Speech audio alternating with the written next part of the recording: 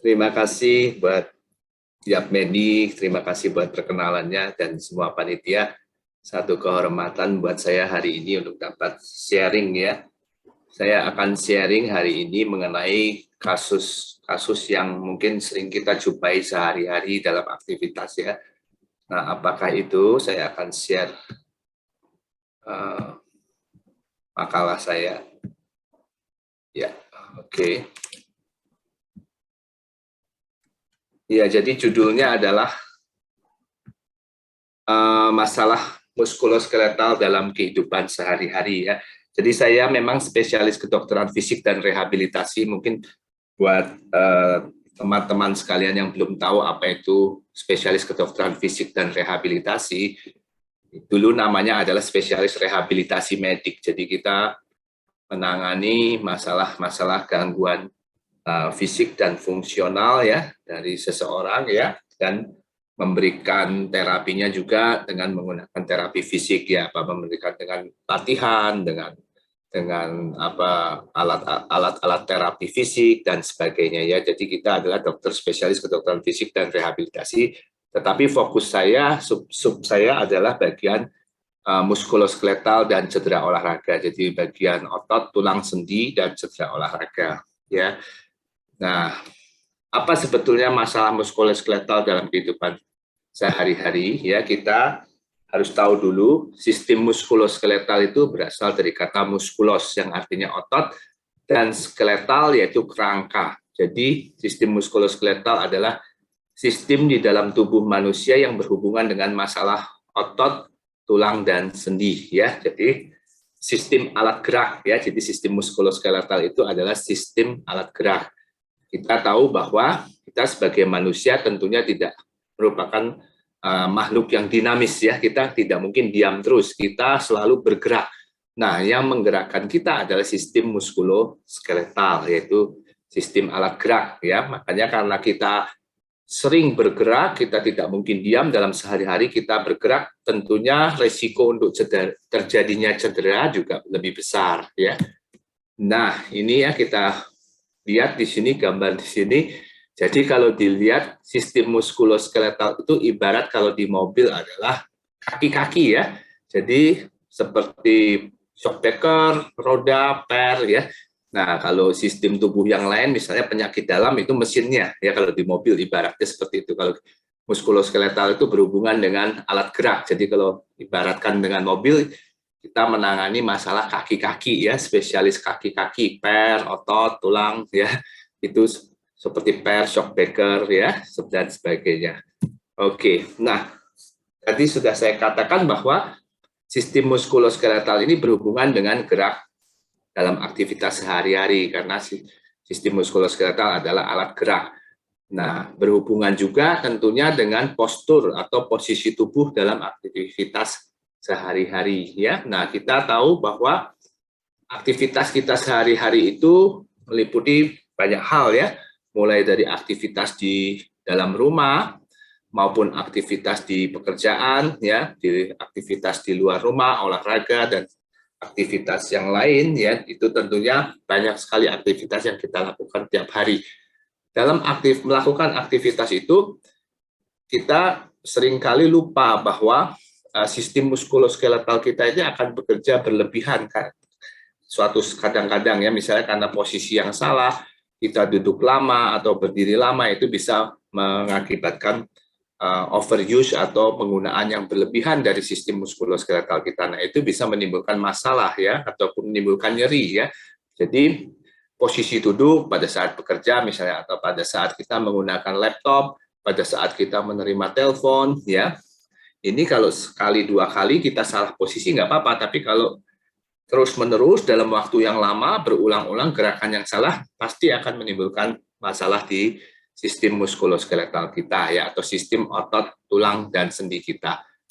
Ya, nah gangguannya tentunya seperti tadi saya sudah sebutkan, gangguan sistem muskuloskeletal ini sangat mengganggu aktivitas sehari-hari kalau terjadi ya, karena nyeri ya, jadi tidak bisa ngapa-ngapain.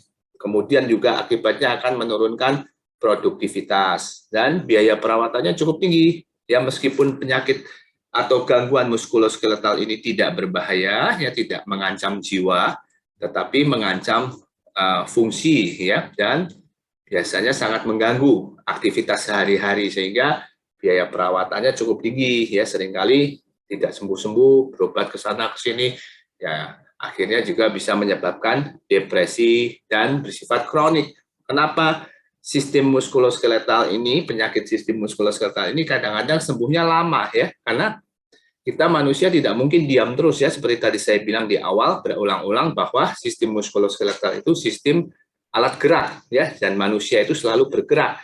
Jadi kita tidak mungkin diam saja, sehingga biasanya kalau ada kelainan di sistem muskuloskeletal itu pemulihannya butuh waktu ya, karena kita juga tetap harus bergerak, tidak diam terus ya. Dan ini paling banyak dijumpai ya, karena tadi kembali lagi sistem muskuloskeletal adalah sistem alat gerak. Jadi kelainan ini paling banyak dijumpai dibandingkan penyakit yang lain ya. Mungkin teman-teman tahu, mungkin sakit pegel-pegel, sakit lutut, sakit pinggang ya, itu lebih banyak dibandingkan misalnya sakit jantung ya, atau misalnya sakit liver ya, sakit pencernaan ya, sakit pegel-pegel, kemudian lututnya sakit, pinggangnya sakit, itu lebih banyak, itu lebih aktif, penyakit yang sehari-hari ya, penyakit sistem muskuloskeletal ini, karena ini berhubungan dengan aktivitas kita.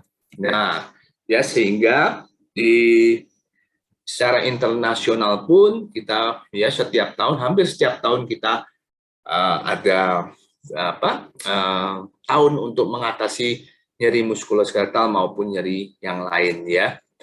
Nah, penyebab kelainannya apa ya? Kelainan muskuloskeletal itu tentunya di samping yang tadi saya sebutkan, karena aktivitas berulang-ulang yang dilakukan dalam waktu yang lama, repetitif trauma ya, aktivitas yang sama yang dilakukan dalam waktu lama berulang-ulang bisa menyebabkan kelainan muskuloskeletal. Di samping itu juga ada faktor genetik atau bawaan ya. Faktor genetik atau bawaan, kemudian ada kelainan metabolik ya, misalnya pasien diabetes, kelainan profil lemak ya, kelainan asam urat, osteoporosis, kekurangan vitamin D, kalsium dan mineral lainnya, ini juga berisiko untuk terjadinya kelainan muskuloskeletal. Bisa juga karena infeksi ya, virus, bakteri, jamur ya, misalnya kita sekarang misalnya kita kena infeksi virus ya, biasanya setelah infeksi virus, virusnya sudah tidak ada, tapi timbullah pegel-pegel di seluruh badan ya, itu juga penyebabnya karena virus, misalnya kelainan muskuloskeletalnya ya. Kemudian trauma akut maupun trauma berulang dalam jangka lama yang seperti tadi saya bilang ya, aktivitas berulang dalam jangka lama dengan posisi yang sama dapat menimbulkan kelainan muskuloskeletal. Kalau trauma akut itu misalnya terjatuh atau pada saat olahraga ya, kita terbentur, itu trauma akut namanya ya. Dan bisa juga karena keganasan atau kanker juga bisa menyebabkan kelainan muskuloskeletal, misalnya kankernya sudah menyebar ke tulang, ke sendi ya, itu penyebab kelainan muskuloskeletal. Nah, faktor pencetus timbulnya nyeri ya, dan yang pertama karena aktivitas yang berlebihan dalam aktivitas sehari-hari atau overuse ya, tadi seperti tadi misalnya duduk lama, berdiri lama. Nah, berapa lama sih yang dikatakan duduk lama atau berdiri lama itu memang tidak ada patokannya ya, tapi rata-rata kalau saya amati bahwa yang namanya duduk lama itu kalau duduk lebih atau sama dengan 2 jam tanpa rubah posisi, berdiri lebih dari 2 jam atau tanpa rubah posisi, itu biasanya mulai menimbulkan problem atau nyeri ya. Nah, postur atau posisi tubuh yang salah ya, ini juga sering sekali ya, kita misalnya salah pada saat mengangkat sesuatu barang ya, atau pada saat kita mengambil barang, itu bisa menyebabkan cedera muskuloskeletal ya, biasanya pinggang, leher ya. Contohnya kita tuh yang paling sering kalau kita mengangkat aqua galon tuh ya, pasien saya banyak karena salah mengangkat posisinya, angkat aqua galon, yang terjadi sarafnya terjepit di pinggang ya, pantalannya mendesak ke saraf tulang belakang atau yang disebut HNP ya, jadi pantalan tulang belakangnya pecah, menekan saraf tulang belakang. Nah, ini karena aktivitas yang kelihatannya sepele, cuma mengangkat aqua galon ya, yang setiap hari dilakukan, suatu saat posisinya salah, timbullah masalah ya. Nah, kemudian stres juga bisa menyebabkan nyeri ya muskuloskeletal. Olahraga yang tidak sesuai dengan kondisi tubuh. Nah, ini mungkin teman-teman sekalian harus perhatikan ya. Jadi, kalau olahraga itu harus sesuai dengan kondisi tubuh. Misalnya kalau tubuh kita obesitas ya atau berat badan kita berlebih, kita harus hindari olahraga yang banyak membebani sendi ya, baik sendi panggul maupun sendi lutut ya. Jadi jangan olahraga lari, loncat ya. Kalau kita mempunyai tubuh yang obesitas atau yang berat badannya berlebih, karena akan membebani sendi lutut maupun sendi panggul secara berlebihan ya. Kemudian misalnya lagi kita sudah usia lanjut, misalnya 60 tahun ke atas ya, jangan olahraga yang banyak menggunakan tangan ya yang bersifat kompetisi, misalnya badminton, tenis ya udah usia 60 ke atas kita masih berolahraga badminton, tenis, itu resiko untuk terjadinya beban pada sistem jantung dan pembuluh darah ya. Jadi olahraga harus sesuai dengan kondisi tubuh kita ya, karena cedera olahraga ini bisa menyebabkan masalah muskuloskeletal.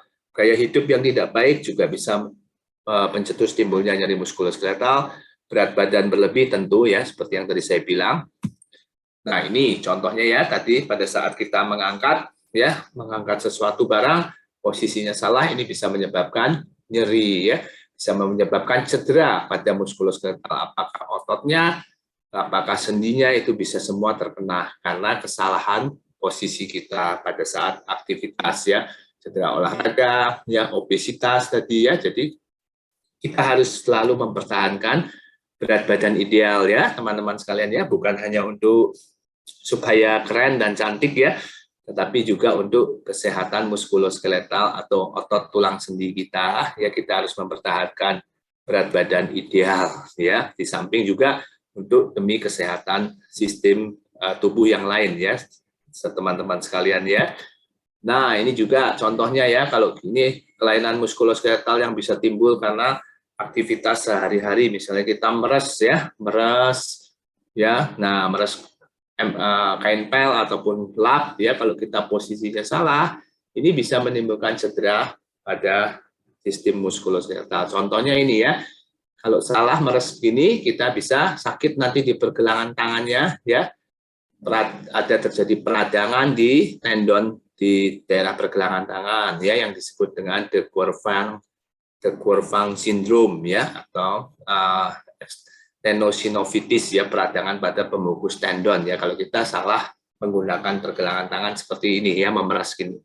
Yang kedua, kita contohnya lagi nih, kita memegang piring ya, memegang piring yang betul adalah sebelah sini ya, seperti ini ya, kalau kita begini, nah ini juga bisa menyebabkan nyeri pada pergelangan tangan ya.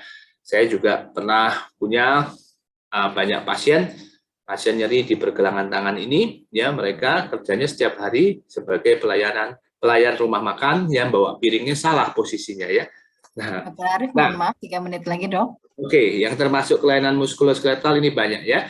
Ada osteoartritis, pengapuran sendi, keropos tulang, nyeri punggung bawah dan atas, nyeri leher, nyeri bahu, nyeri panggul, saraf kejepit, skoliosis, terkilir, patah tulang, dan lain-lain.